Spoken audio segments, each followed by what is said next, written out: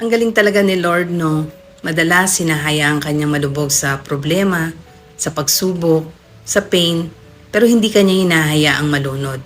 Kasi alam niya, kapag nalagpasan mo lahat ng mga pagsubok na yon, you will be a better and stronger person. Pero kapag nandun ka sa ganong sitwasyon, napakahirap, nakakatakot, na parang nag-iisa ka lang at wala nakakadinig sa iyak mo at sa dasal mo. Tinatanong mo tuloy ang sarili mo kung nadidinig kaya ni Lord yung mga panalangin ko. Alam ba niya na nahihirapan na ako? Tandaan mo, when God is silent, He is doing something better for you. Kinakailangan mo lang magtiwala, hold on, and be patient.